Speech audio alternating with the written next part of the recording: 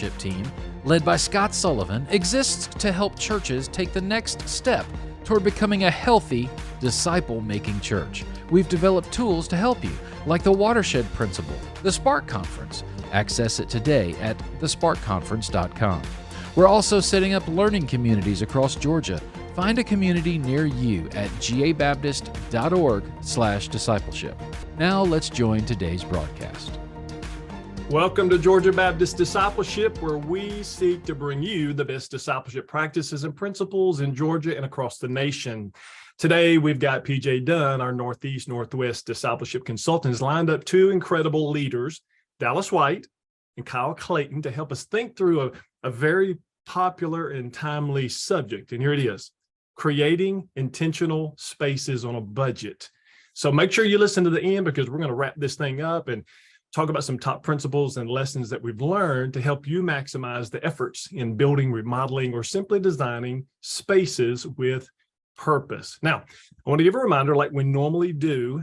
I want to say a thank you to our listeners, because you guys have been interacting over 16,000 times per month, which is pretty incredible. We just thank you that you trust us enough to engage like that. And PJ, you know, we love giving stuff away, right?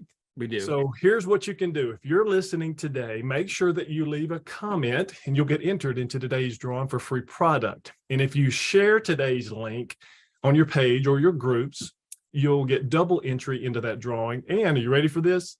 You just may get a personal invitation to Dallas White's next Traeger grill demonstration, where he's smoking a Boston butt or meat falling off the bone, Memphis style ribs. All right, PJ, introduce our guest.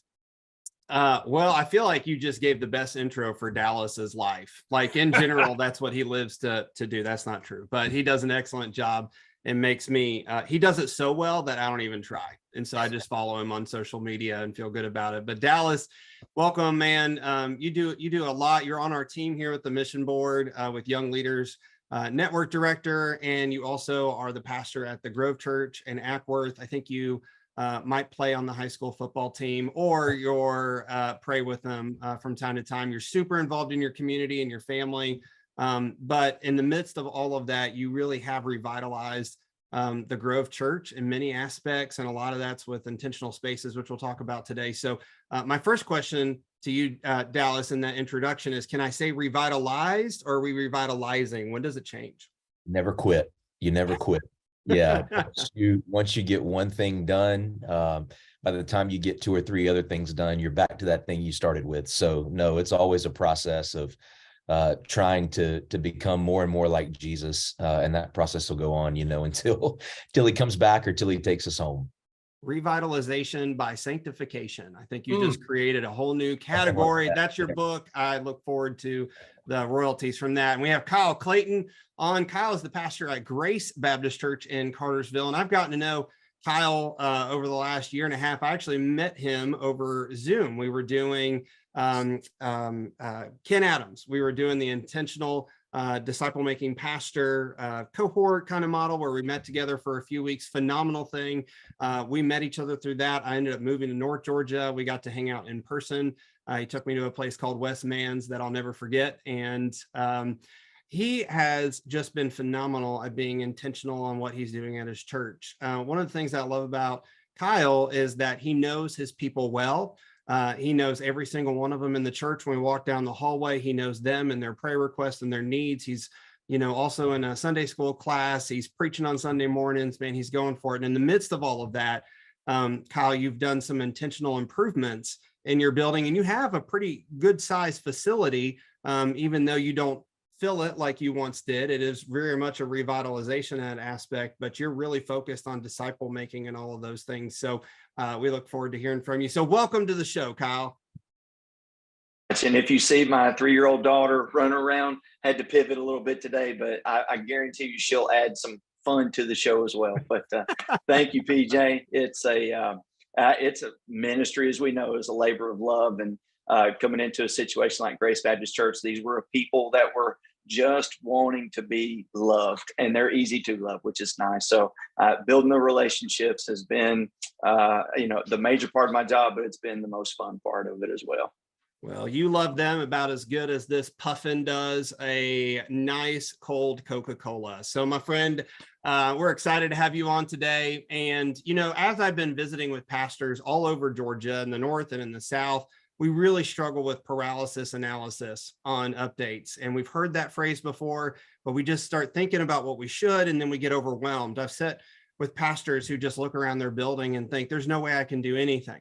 You know, this is a multi-million-dollar tear down this building. I don't have that kind of money. Do you know where we're at? I mean, I've heard all of the, and what it is you kind of psych yourself out of doing anything. And you don't think of that one little micro step or that baby step you can do. And you just don't do anything. And next thing you know, you're 2 years down the road and you still haven't done anything. You still haven't painted that room down the hall. You still haven't updated the foyer for guests and those kind of things. And so they know they need to update. They just don't know where to start and when and how much that costs. And so one example in my travels was, churches looking to do digital signage. Digital signage is very expensive, but it's somehow easier to get people to sign up to give money for that or to take it out of a designated fund than it is to say, can I have $10,000 to update the main hallway a little bit and what that would look like? That's scarier than the $50,000 or $100,000 digital sign that they're like, oh, I know what that is. And so sometimes our people just don't know. So we go for the project they'll fund, but it's not the one that has the biggest impact. You could do a lot more with those funds. And, another classic example is just getting a new logo, right, Dallas? So a new logo fixes everything and you don't have to do anything. But logos don't fix problems. Logos are just icons. And so my first question to you, Dallas, is just how do our environments, decorations, that branding, all that kind of stuff, how do they communicate? How do those communicate to our guests and to our church?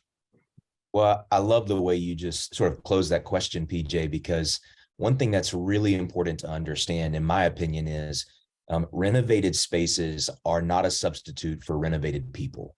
And at the end of the day, if our spaces are the best in the world, but our people don't match those spaces, right? Like if there's no change in the hearts of our people, then your guest and your people in your community are going to come into this really beautiful space.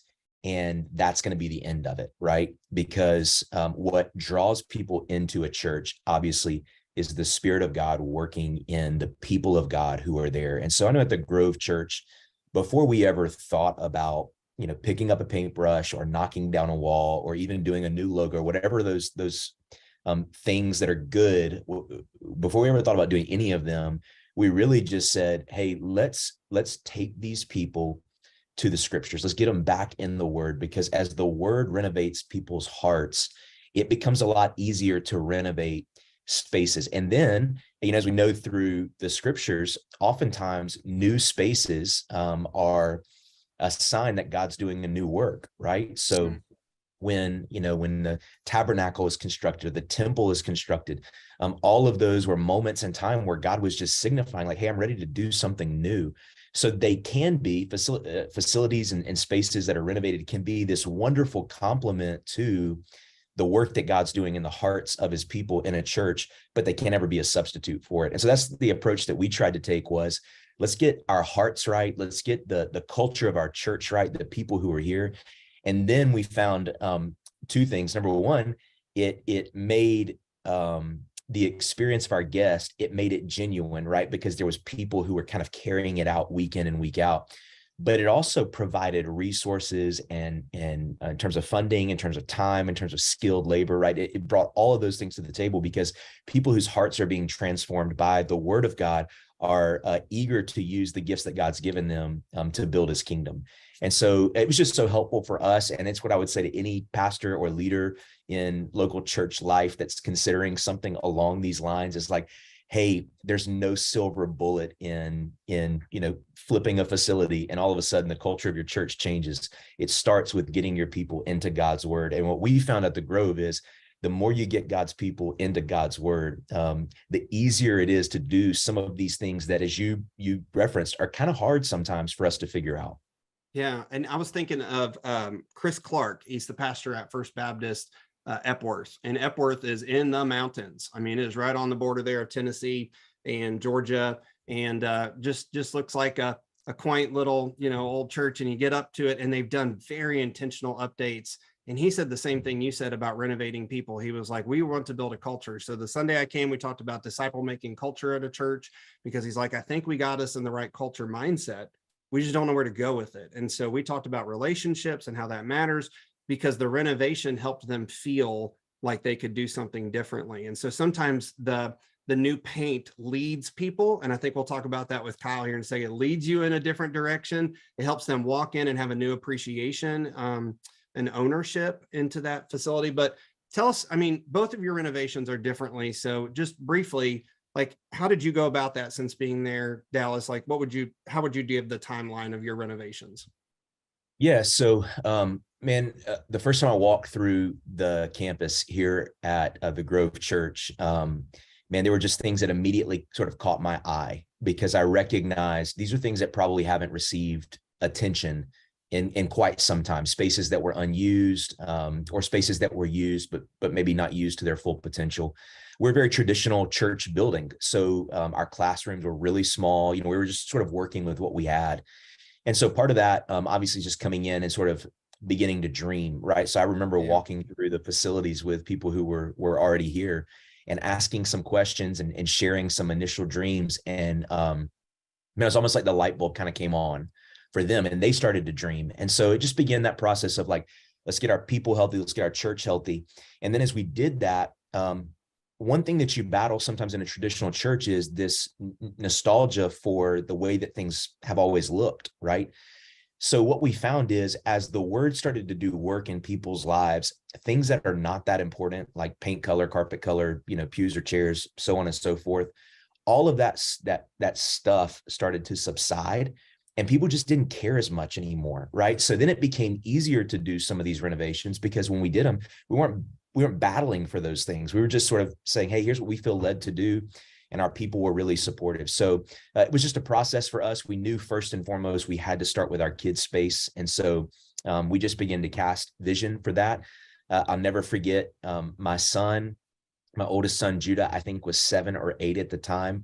And we were sort of doing our first big push to raise resources and funding for that. And he came down one Sunday morning before church, and he had a little bag with money in it. And I said, Judah, what is that? And he was like, Dad, this is what I'm giving for the offering. And I said, well, did you count up? What are you giving today? And he just looked at me, and little kid eyes, he's like, I'm giving all of it. And he didn't know how much it was, but he had emptied all that he had. It ended up being like $300, which was crazy. I was like, where'd you get this money? But he gave it all. And the Lord just broke me that morning. And I ended up bringing Judah. He was like I said, 7 or 8 at the time, on stage that morning. And he shared that with our church, and it changed everything. I mean, if I was to credit, like, some people look at, the growth of the Grove Church, and they say, man, like, you guys have doubled your budget in 5 years. You've done all these renovations, you paid cash for all this sort of stuff. I, honest to God, would give credit to my son, because his act of generosity inspired other acts of generosity. There were people sitting in that service that day that had brought checks, and they gave that check, and they went home and wrote other checks, give, because of what he did. And that doesn't happen, just because of an emotional moment. The soil of their hearts was tilled by the word, right? Going back to that truth. But then, because they had a practical example of generosity, it just fueled that fire. And so that was sort of the starting point for us. And then, quite frankly, PJ, COVID helped us, because our church was shut down. And so after a few weeks and realizing, hey, we're going to be like this for a minute, we were able to come in, and with all this sort of extra time that we had in the new normal that we were in, man, we all learned to do different things and contribute in different ways. And so we were able to transform that kids space. So when we came back from COVID, our people and our families walked into an entirely different space that they had paid for, and our team was able to sort of help execute over time. And it's just been one step after another. And so, by God's grace, over these last 5 years, we've been able to do about $500,000 worth of renovations to our campus. So there are very few little pockets of our property that haven't been renovated yet. But it's been really cool to see the transformation. And like you said, sometimes as you start to change those things, it can really help amplify what you're saying about change, about the sort of the newness of life in the church culture. Yeah, and you just can't fabricate authenticity. Like you can't make that up what your son did. That wasn't coached. It was a moment. It was genuine. And people from the outside looking in could be cynical on something like that. But the fact is it was genuine. It was relational to your community and the people that were in the room that day. And it was your next step. And I guess that's one takeaway I hear from what you're saying. We're stepping into this, right? This wasn't just a big lump sum, big bat, let's just fix all of it. I mean, you're taking one step that you can take, and then COVID happened. I can take this step. Let's take this step. And that's exciting. One example of that was Justin Holcomb's church, Adco Baptist Church. Man, they do fantastic wayfinding in their logo and their branding. And there are some things they haven't been able to get to yet, but people will give you credit for you showing that you're trying to make a change. So don't think that people are going to wait 5 years to come to your church or guest. I mean, they did a fantastic job with their signage and how they interacted and all those kind of things. So Kyle, I really want you to kind of lean into, tell us a little bit about, your time there at your church, but also how you've utilized your membership to kind of make some of those updates.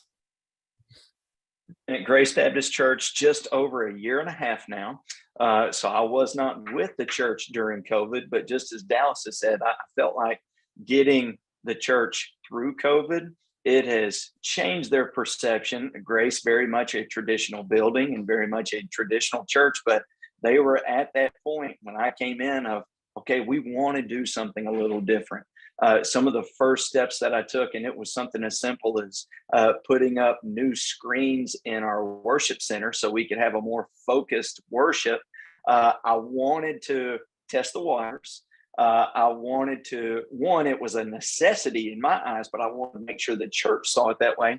So I wanted to take it slow, be intentional. And I went to every single Sunday school class to give the explanation, give the why, if you will, and say, look, we're making this change. This is how we're going to approach it. It's not going to happen tomorrow. It's going to happen a couple weeks from now. If you've got questions on it or if there are issues, then please, by all means, come and talk to me.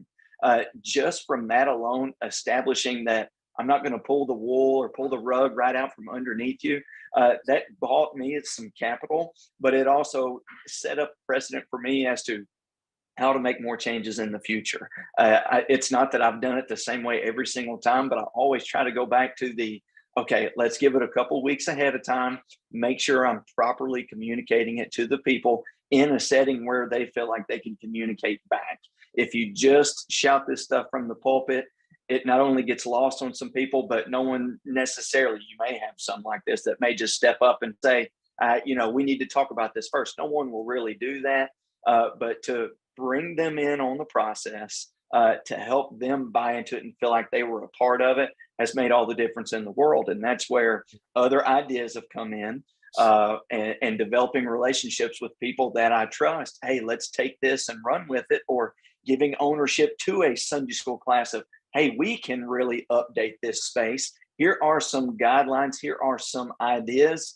And whether it was, okay, we'll throw in some money for this, or let's take this group of ladies and group of guys to actually go and purchase these things. This is what we're trying to make it. So there's buy-in. It gets them excited. When the people are excited, what do? They want to tell other people about it.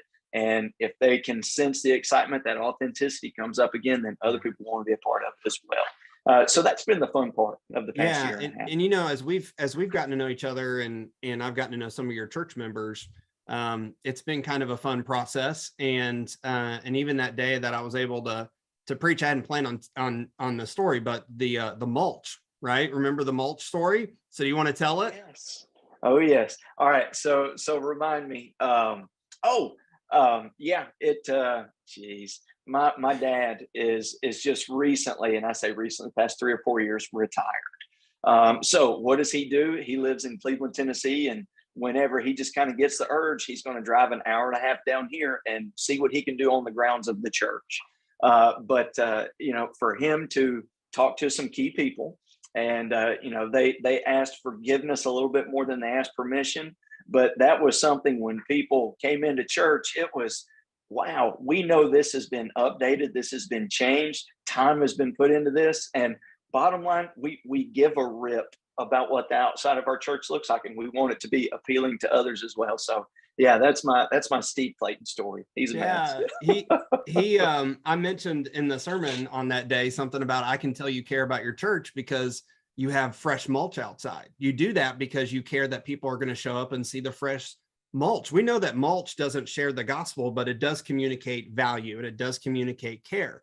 And so do I like spending money on mulch? No, none of us do. We all know it's going to burn one day, but we do it because it's important to that whole process of communication. And so, out of all of those stories, you really had a church member step up and give leadership towards the creative side of it. And she really helped you with that. And so as a consultant, I always write a blank check and I say, if I can help in any way, let me know. And Kyle cashed it. He was like, fine, then show up. And so I showed up on an afternoon, and we met the three of us, and we just walked the campus, and we just threw out ideas. It's not like I'm an expert at any of this. I'm not a facilities guy. I just know what I've seen in other churches. So I'm just communicating some of those things.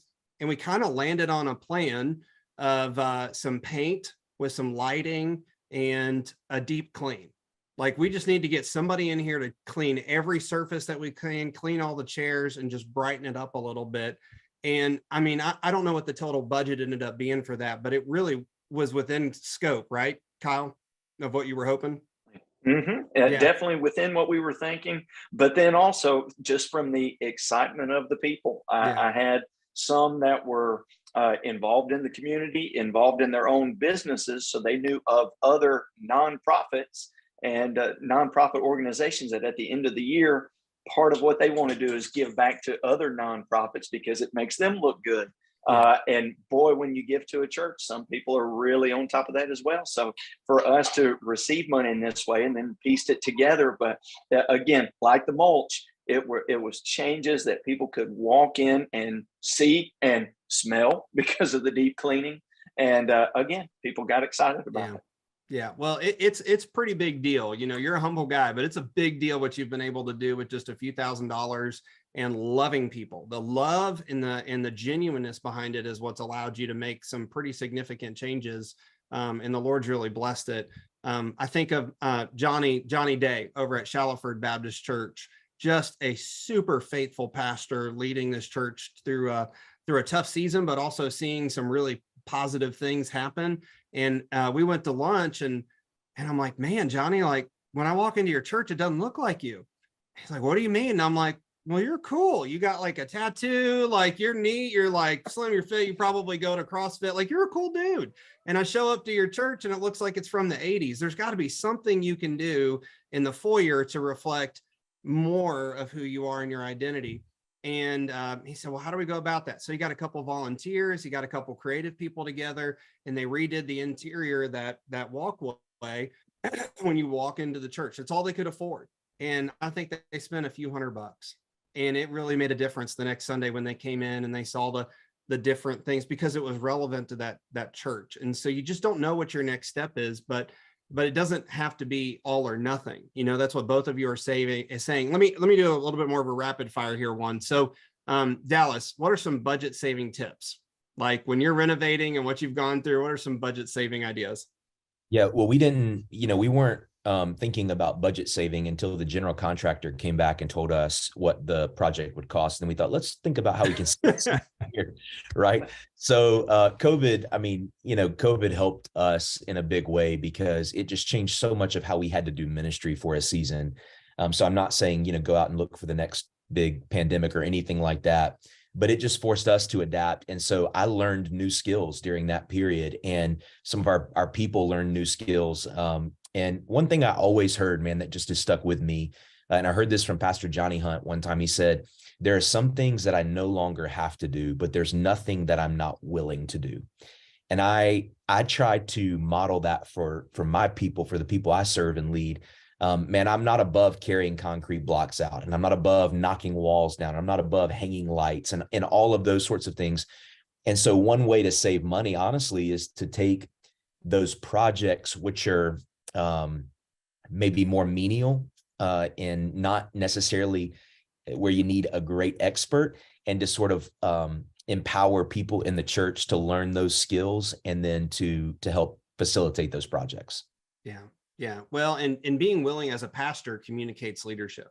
And so they see you there, they know that you're doing it. And listen, a lot of our people know that we work hard. I don't think the stigma is that we have a bunch of lazy pastors in the pulpit. I think people know we work hard, and I think they know that we work. Some of us, are bivocational. A lot of us are, and then we just got a lot going on. And I think of he saved the building. So Andrew Cornegie down in Albany, Georgia, had a beaver who was building a dam, and it was causing flooding up to the church. And so he went out and shot the beaver. All right. So sometimes your building just needs saving, and you gotta shoot something. That's a deep South Georgia reference. All right. Kyle, any other kind of budget saving things that you saw as you went through?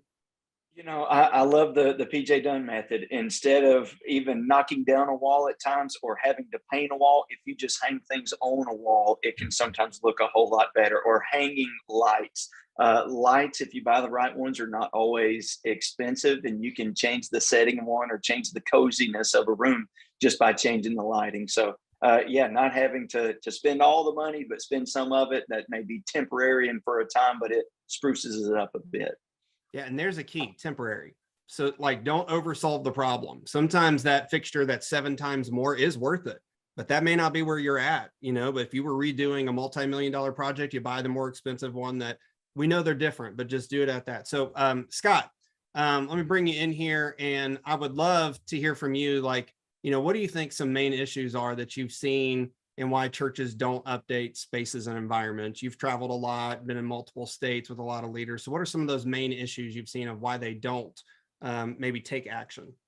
Yeah, I will. And then I tell you what, I'd love to hear from Dallas and Kyle too, to dive a little deeper on something, PJ, that was just brought up, but I think is a huge issue that churches are going to deal with. And it's the idea of, how do you know what to let your people do to give them buy-in? And then what needs to be reserved for the professional? Because I've been involved in these buildings, remodeling, renovating in 3 different churches over the last 30 years. And that was always a huge piece, because you have good-hearted people who come in, hey, I want to help, I want to do this. But then, and I've got some mistakes that we made, and I ended up spending more money to fix mistakes because I was just trying to give people. So I'd love to hear from you guys in just a second, if you want to think through that. Now, your question, PJ, Winston Churchill said this one time: success is moving from failure to failure without loss of enthusiasm. So I remember that quote. And when we talk about remodeling, renovation, there are issues that we come in contact with. And I think that's important. So here are a couple of thoughts. Sometimes church members ask questions and share alternate ideas that we as leaders take it personally, and we feel like the project is failing if we don't go with our idea. So I just want to caution us as we involve and we participate with our church members, that not everything they say is bad, and we don't have to take everything personally. In reality, God will use these sandpaper people to give us insight and sometimes provide boundaries for those of us who tend to think beyond borders and think big, in addition to the things we already have talked about. Let me give you just 5 quick ideas. First, Dallas mentioned this early. Start with Holy Spirit-led vision. There's no substitute for praying and fasting and then inviting your people into that project. Number 2, create spaces that stir people's affections for the Lord.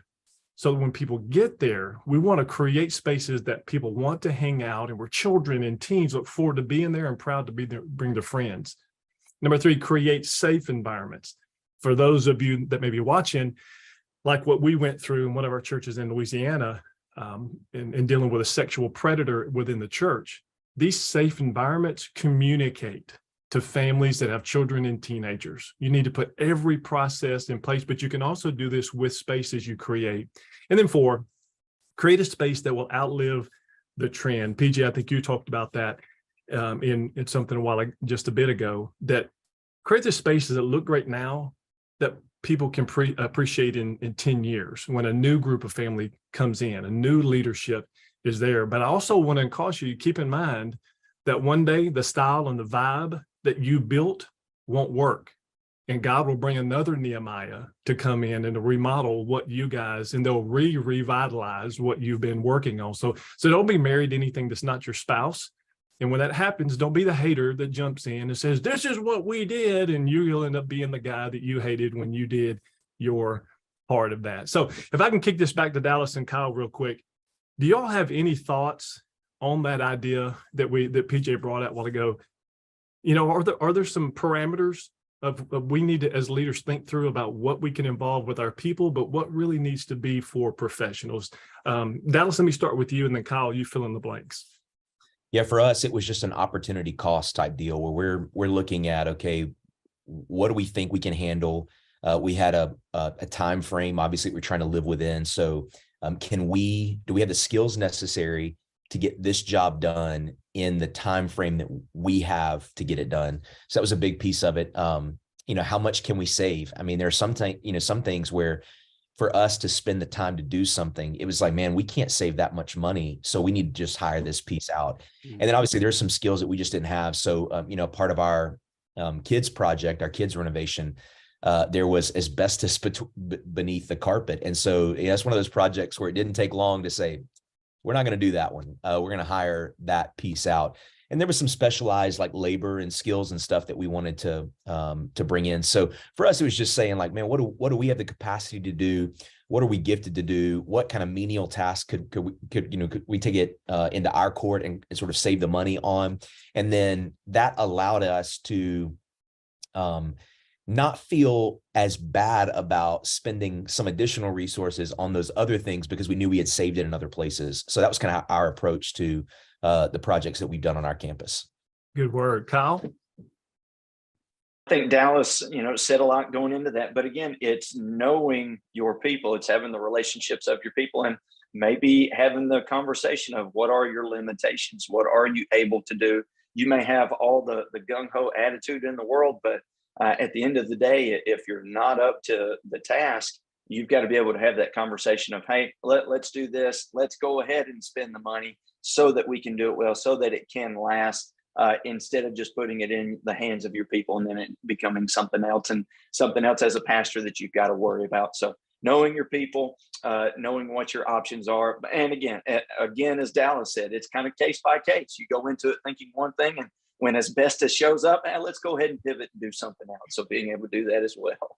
That's a great word. And a couple of things I learned in that thought was in the smaller projects, just surrounding myself with people who were smarter than me. They just knew more than me, had more experience. And then the larger size projects, it was really getting a project manager who just knew a lot more than what we could as the typical church member, or even us as pastors who does this for a living. Man, those things, and I have wasted a lot of money because I didn't do some of those things. Now let's transition here. Let me throw another question out. PJ, I'd love to get your thoughts and then jump in with Dallas and Kyle. How can these intentional environments stir people's affection for the Lord and help us make disciples? Because we really don't want to just create these spaces and then check the box and say, man, we got the coolest space in town. It really needs to fit within the strategy that we have for making disciples, which is the command of our church and for our leaders. So PJ, any thoughts here? Yeah, I mean, I think, like you said, what's cool will always change. It will always change. And we like to think that we know what's cool, but there's an entire generation that's behind everybody that's on this call today that has an entirely different definition of what cool is and gets all of their news from TikTok. And so we don't know what the next one will want, but we know, hey, for right now, this is what people see in their context and this is where they're at. And that changes, right? So just as Paul did, he had the ability to connect to his culture to make disciples. And Paul was crazy intentional about being all things to all people so that some may hear the gospel. And sometimes that's putting out mulch, or that's putting up white shiplap so that Chip and Joe looks like they showed up at your church, and whatever you got to do to fake an idea, like I don't think Paul had every idea of how to connect. I think he surrounded himself with people and he came into a town and he said, you tell me. He didn't show up with, here's my ideas. And so, South Georgia, Southeast Georgia, all these towns, everybody's different. So we can't just say, here's a package. This will make your church cool and people will come, paint it white. That may not be your community. So we often don't want to give those answers for that. So relationships are the focus.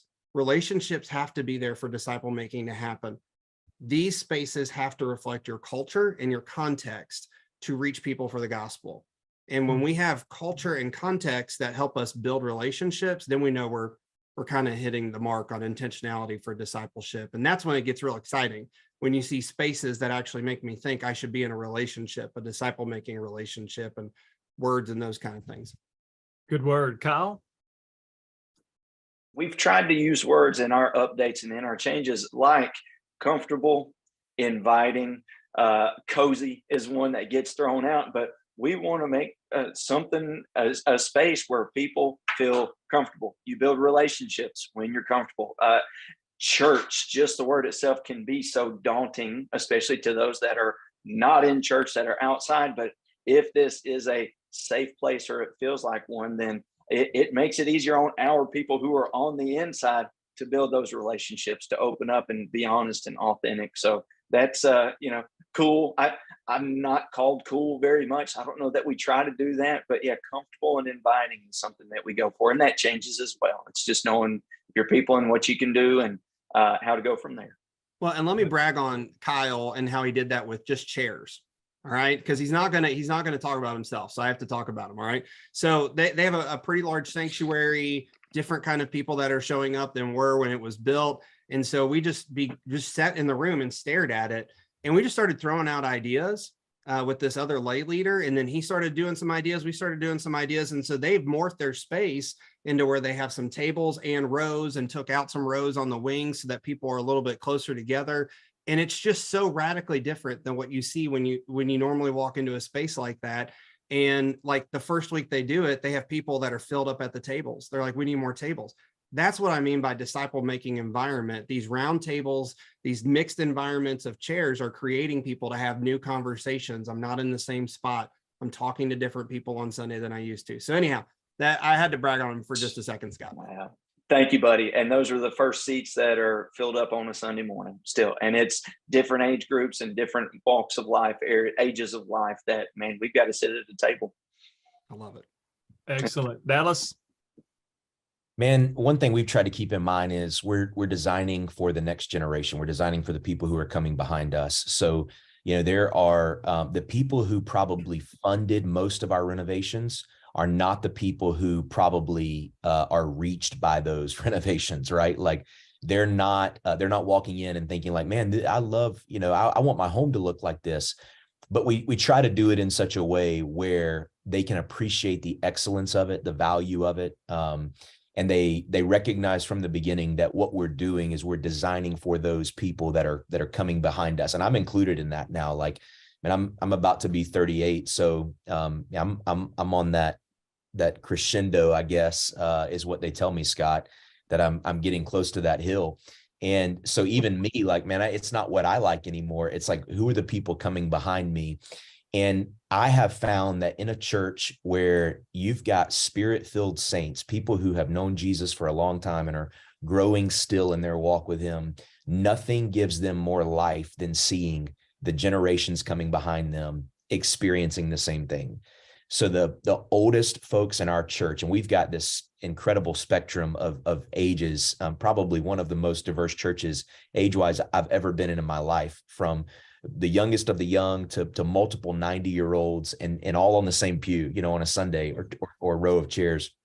I love that about our church, but they will tell you, the people in our church who are older much older than I am will tell you, man, there's nothing like seeing these young families coming in or seeing these students or young adults coming in. And so they've bought into that. And because they bought into that, we've been able to do, so many different things around our campus. So I would say just keeping an eye towards the next generation, the people you're designing it for. And that doesn't mean you got to go off the deep end per se, or try to follow the trends, so closely that you're excluding people. But man, there's a way to do it, and it really exudes in that invitational atmosphere that we're trying to create for those people in our community. All right, and I have to brag on Dallas. All right, so the idea that I've stolen from Dallas, that I have told every church in North Georgia about. So when you see it everywhere, Dallas, you'll know that you had a gospel impact everywhere. Okay, in the basement, the second floor of their building, they have on the wall a map. PJ, we don't call it the basement anymore. Sorry. What do you call it now? Called the Commons. The Commons. Okay, sorry. In the Commons. Let me hold my with a pinky. All right, in the Commons. there is an entire wall with a map on it. And it's not a super detailed map. It's a very streamlined map. But when you sit in that room, you realize what community you're in. And you don't think about the building and who's inside of the building. You're thinking about who's outside the building. So Kyle and I have talked about that as like, hey, how can you put that on his wall? Brady Fortenberry up at Fellowship Church in Rome is looking at doing that on his wall. So there's going to be maps all over North Georgia. And that's what Dallas inspired. But it really does communicate mission and vision, Dallas. I just thought that was a really sharp idea of all the ones, that you did. I love it. Those are all great thoughts. And Dallas mentioned something about relevancy or jumping off that wagon and getting older. And of course, I'm 51. I jumped off the cool wagon already. So I rely on other people. Hey, let me close some thoughts here, try to summarize some of this. And I want to give 6 concepts that I've heard in this conversation with PJ, Kyle, and with Dallas. Here's the first: renovated people and spaces. Dallas mentioned the importance of our hearts being renovated and the right culture of the church being healthy so that guests' experiences match the renovated spaces. Incredible thought. Number 2, assess the problems that are at your church and make sure that if you're going to go through the money and the expense, the time to rebuild or build or renovate, make sure that you address those problems. I learned this by watching Craig Dale at Ivy Creek and some of the things they're doing currently right now and move into that in January of 2023.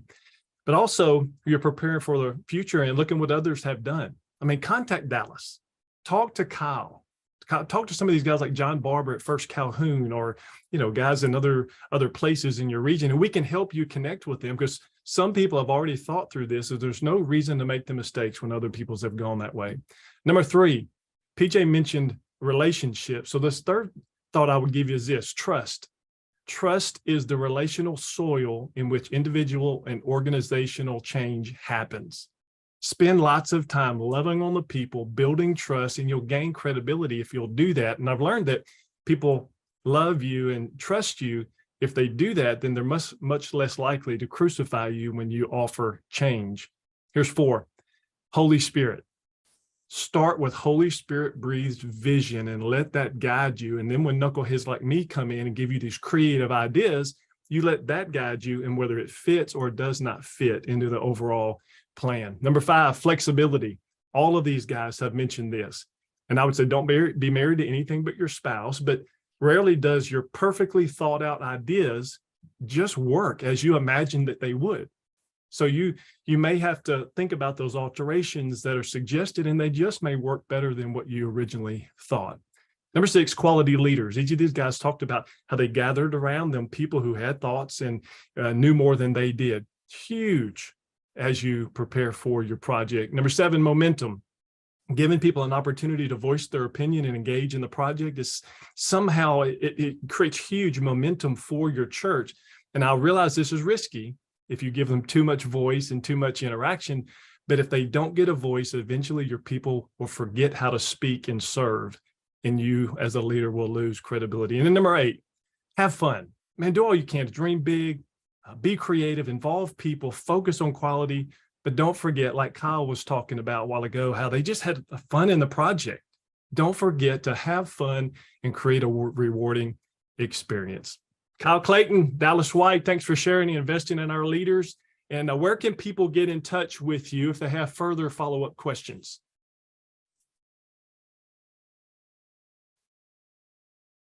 Kyle, Dallas, Dallas, go ahead. Do you have an email or something? Yeah, email me at dallas@thegrove.tv. You can visit our church's website at thegrove.tv. Everything is there. And man, if you're in the area, or even if you're not, but you're coming through Northwest Atlanta, maybe you're going to a Braves game or something at some point this year, and you want to just stop by and check out our facility. Certainly, like Scott said, we're not experts by any means, but we have seen God do some cool things here at the Grove, and any ideas that would be helpful to you, we'd obviously be happy to share those. Perfect. Kyle? Contact me at Kyle, Kyle, at gracecartersville.com. Find us online at gracecartersville.com as well. We would love to serve you, be around you. And if you want a place to come and be comfortable and build community, just come see us at Grace Family. Awesome. Awesome. PJ, man, thanks for being awesome and for creating this discussion, gathering these guys to be on, for also being a close, trusted friend and just all that you do for our team. Lana Melton, John Graham, thanks for producing. And I want to remind our listeners that we're only able to do this because you give to the cooperative program. So thank you for doing that. And I pray that today's discussion with Dallas and Kyle and PJ will equip you to think deeply, invest purposefully, and dream big as we make world-impacting disciples. Thanks for listening. We want to continue the conversation from today's broadcast in a learning community near you. These learning communities are designed to celebrate your biggest wins, resource your greatest need, and help you finish well. We also want to give you a free gift, the 5 discipleship shifts most churches need to make to produce world-impacting disciple makers. You can download this resource by going to ministryboom.com. This 5-page PDF is a discipleship alignment checklist. The Georgia Baptist Mission Board is able to provide resources like this because of gifts from Georgia Baptists to the cooperative program. For more information on this broadcast and a customized discipleship plan for your church, visit gabaptist.org/discipleship. Engage with us on your time through Facebook, Instagram, YouTube, and all podcast platforms. Lastly, if you've benefited from this conversation today, please share this with a friend as we seek to help churches make world-impacting disciple makers.